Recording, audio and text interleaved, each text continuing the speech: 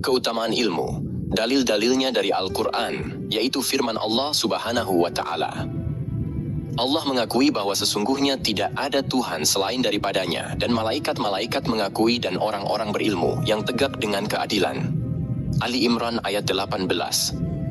Maka lihatlah betapa Allah Subhanahu wa Ta'ala memulai dengan dirinya sendiri dan menduai dengan malaikat dan menigai dengan ahli ilmu. Cukuplah kiranya dengan ini buat kita pertanda kemakmuran, kelebihan, kejelasan, dan ketinggian orang-orang yang berilmu. Pada ayat lain Allah Subhanahu wa Ta'ala berfirman, diangkat oleh Allah orang-orang yang beriman daripada kamu dan orang-orang yang diberi ilmu dengan beberapa tingkat. Al-Mujadilah ayat 11. Ibnu Abbas radhiyallahu anhu mengatakan, untuk ulama beberapa tingkat di atas orang mukmin dengan 700 tingkat tingginya. Antara dua tingkat itu, jaraknya sampai 500 tahun perjalanan. Pada ayat lain Allah Subhanahu wa Ta'ala berfirman, katakanlah, adakah sama antara orang-orang yang berilmu dan orang-orang yang tidak berilmu? Az-Zumar ayat 9. Berfirman Allah Subhanahu wa Ta'ala, sesungguhnya yang takut akan Allah daripada hambanya ialah ulama, ahli ilmu.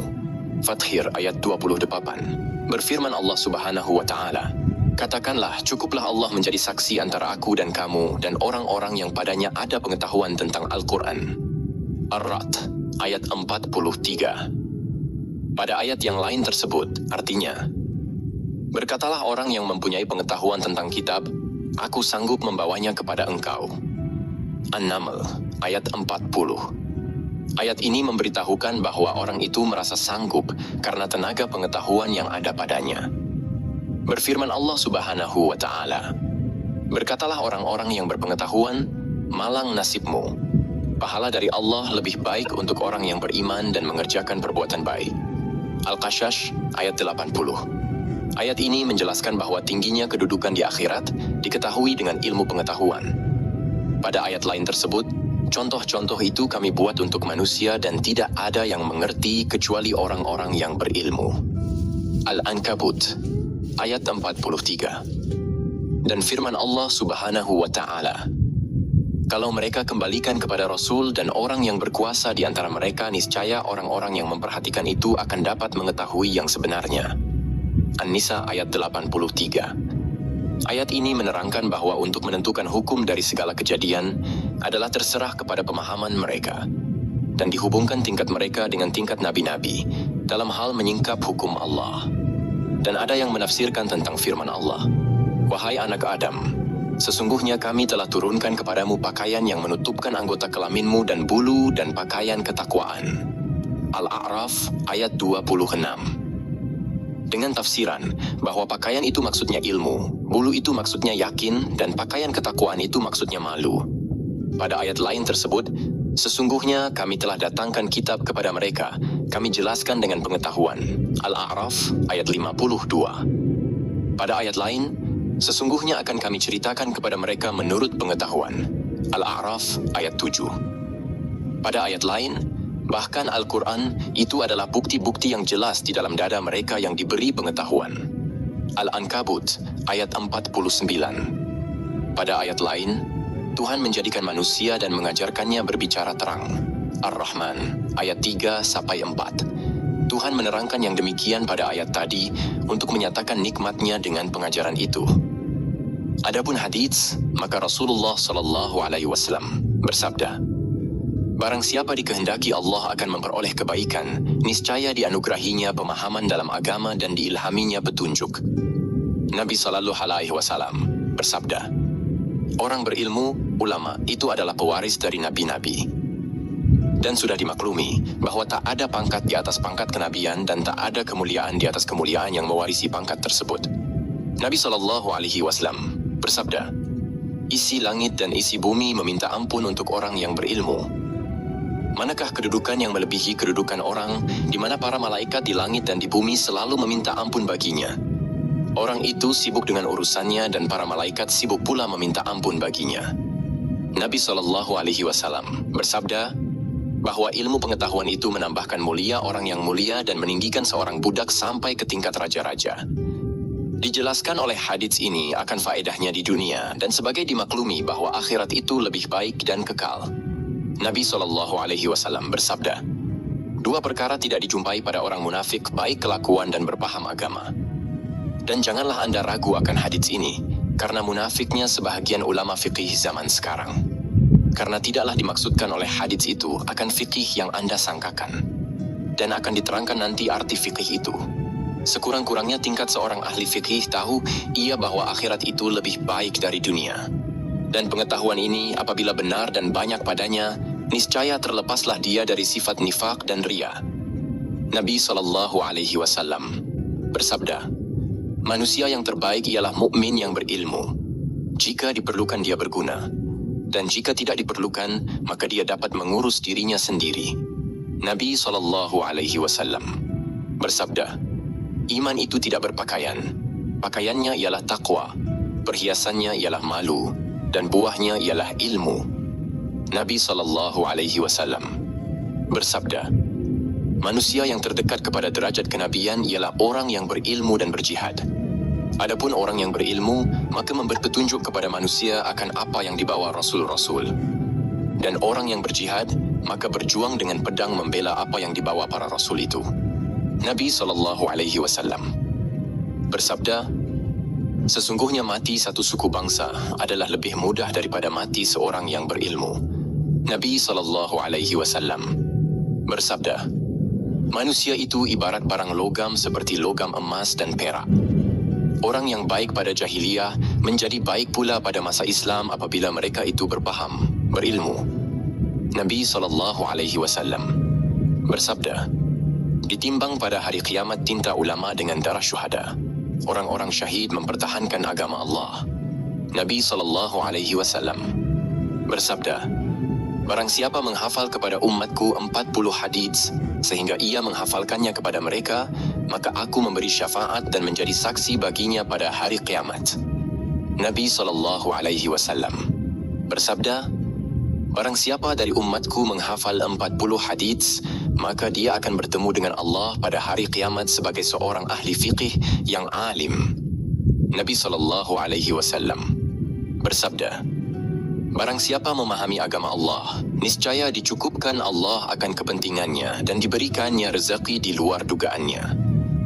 Bersabda Nabi SAW, diwahyukan Allah kepada Nabi Ibrahim alaihissalam, "Hai Ibrahim, bahwasanya aku maha tahu, menyukai tiap-tiap orang yang tahu, berilmu." Bersabda Nabi SAW, "Orang yang berilmu itu adalah kepercayaan Allah Subhanahu wa Ta'ala di bumi." Bersabda Nabi SAW, "Dua golongan dari umatku apabila baik niscaya baiklah manusia semuanya, dan apabila rusak niscaya rusaklah manusia seluruhnya, yaitu amir-amir dan ahli-ahli fiqih." Bersabda Nabi SAW, "Apabila datanglah kepadaku hari yang tidak bertambah ilmuku padanya, yang mendekatkan aku kepada Allah, maka tidak diberikan barakah bagiku pada terbit matahari hari itu." Nabi SAW bersabda mengenai kelebihan ilmu dari ibadah dan mati syahid, "Kelebihan orang berilmu dari orang abid, orang yang banyak ibadahnya, seperti kelebihanku dari orang yang paling rendah dari sahabatku." Lihatlah betapa Nabi SAW membuat perbandingan antara ilmu pengetahuan dan derajat kenabian, dan bagaimana Nabi mengurangkan tingkat amal ibadah yang tidak dengan ilmu pengetahuan, meskipun orang yang beribadah itu tidak terlepas dari pengetahuan tentang peribadatan yang selalu dikerjakan. Dan kalau tak adalah ilmu, maka itu bukanlah ibadah namanya. Nabi SAW bersabda, "Kelebihan orang berilmu atas orang abid adalah seperti kelebihan bulan malam purnama dari bintang-bintang yang lain." Nabi SAW bersabda, "Yang memberi syafaat pada hari kiamat ialah 3 golongan, yaitu para nabi, kemudian alim ulama, dan kemudian para syuhada." Ditinggikan kedudukan ahli ilmu sesudah nabi dan di atas orang syahid. Serta apa yang tersebut dalam hadits tentang kelebihan orang syahid. Nabi SAW bersabda, "Tiadalah peribadatan sesuatu kepada Allah yang lebih utama daripada memahami agama. Seorang ahli fiqih adalah lebih sukar bagi setan menipunya daripada 1000 orang abid. Tiap-tiap sesuatu ada tiangnya, dan tiang agama itu ialah memahaminya, ilmu fiqhi.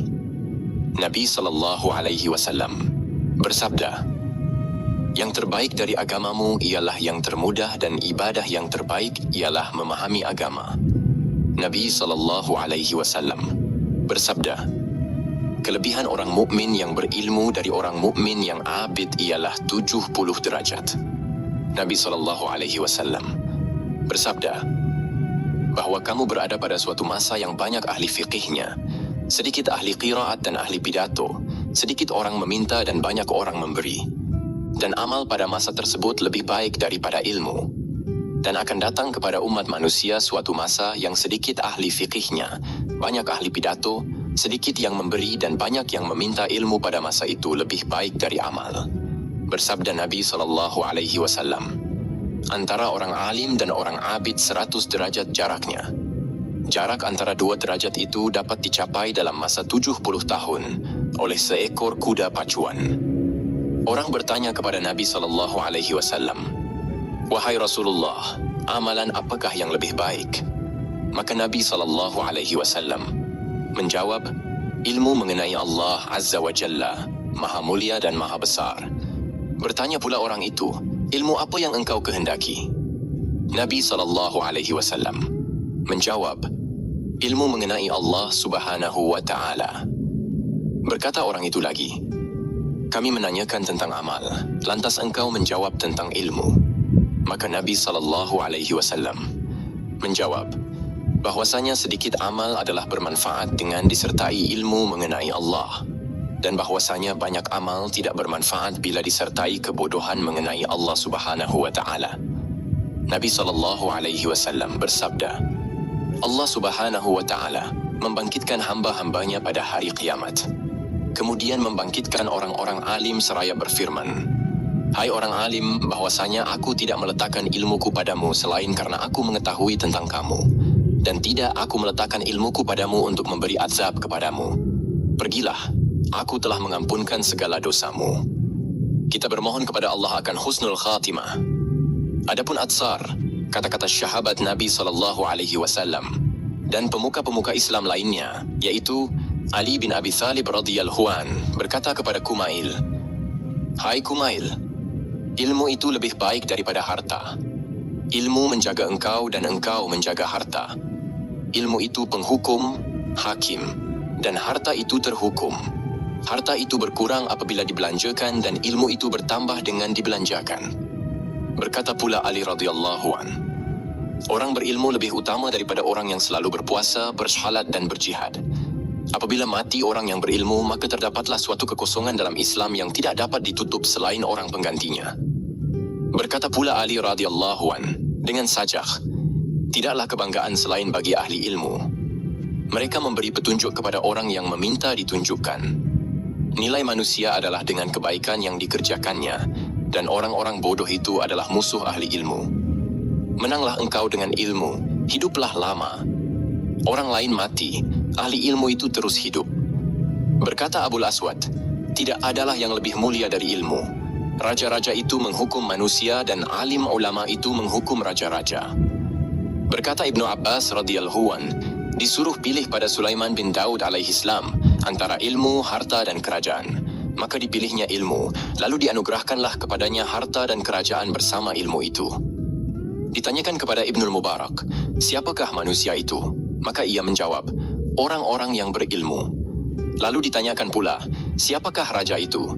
Maka ia menjawab, "Orang yang zuhud, tidak terpengaruh dengan kemewahan dunia." Ditanyakan pula, "Siapakah orang hina itu?" Maka ia menjawab, "Mereka yang memakan, memperoleh dunia dengan agama." Ibnul Mubarak tidak memasukkan orang tak berilmu dalam golongan manusia, karena ciri yang membedakan antara manusia dan hewan ialah ilmu. Maka manusia itu adalah manusia, di mana ia menjadi mulia karena ilmu. Dan tidaklah yang demikian itu disebabkan kekuatan dirinya. Unta adalah lebih kuat daripada manusia, bukanlah karena besarnya. Gajah lebih besar daripada manusia, bukanlah karena beraninya. Binatang buas lebih berani daripada manusia, bukanlah karena banyak makannya. Perut lembu lebih besar daripada perut manusia, bukanlah karena kesetubuhannya dengan wanita, burung pipit yang paling rendah lebih kuat bersetubuh dibandingkan dengan manusia. Bahkan manusia itu tidak dijadikan selain karena ilmu. Berkata setengah ulama, wahai kiranya, barang apakah yang dapat diperoleh oleh orang yang ketiadaan ilmu, dan barang apakah yang hilang dari orang yang memperoleh ilmu. Bersabda Nabi SAW, barang siapa dihadiahkan kepadanya Al-Quran, lalu ia memandang ada lain yang lebih baik daripadanya, maka orang itu telah menghinakan apa yang dibesarkan oleh Allah Ta'ala. Bertanya Fathul Mausuli radhiyallahu an, bukankah orang sakit itu apabila tak mau makan dan minum, lalu mati? Menjawab orang di kelilingnya, benar. Lalu menyambung Fathul Mausuli, begitu pula hati apabila tak mau kepada hikmah dan ilmu dalam 3 hari, maka matilah hati itu. Benarlah perkataan itu, karena sesungguhnya makanan hati itu ialah ilmu dan hikmah. Dengan dua itulah, hidup hati, sebagaimana tubuh itu hidup dengan makanan. Orang yang tak berilmu, hatinya menjadi sakit dan kematian. Hatinya itu suatu keharusan. Tetapi, dia tidak menyadari demikian, karena kecintaan dan kesibukannya dengan dunia menghilangkan perasaan itu, sebagaimana kesangatan takut. Kadang-kadang menghilangkan kepedihan luka seketika, meskipun luka itu masih ada. Apabila mati itu telah menghilangkan kesibukan duniawi, lalu ia merasa dengan kebinasaan dan merugi besar. Kemudian, itu tidak bermanfaat baginya. Yang demikian itu, seperti dirasakan oleh orang yang telah aman dari ketakutan dan telah sembuh mabuk, dengan luka-luka yang diperolehnya dahulu sewaktu sedang mabuk dan takut. Kita berlindung dengan Allah dari hari pembukaan apa yang tertutup. Sesungguhnya manusia itu tertidur. Apabila mati, maka dia terbangun. Berkata Al-Hasan radhiyallahu an, ditimbang tinta para ulama dengan darah para syuhada, maka beratlah timbangan tinta para ulama itu dari darah para syuhada. Berkata Ibnu Mas'ud radhiyallahu an, haruslah engkau berilmu sebelum ilmu itu diangkat. Diangkat ilmu adalah dengan kematian perawi-perawinya. Demi Tuhan yang jiwaku di dalam kekuasaannya, sesungguhnya orang-orang yang syahid dalam perang Sabil lebih suka dibangkitkan oleh Allah nanti sebagai ulama. Karena melihat kemuliaan ulama itu, sesungguhnya tak ada seorang pun yang dilahirkan berilmu. Karena ilmu itu adalah dengan belajar.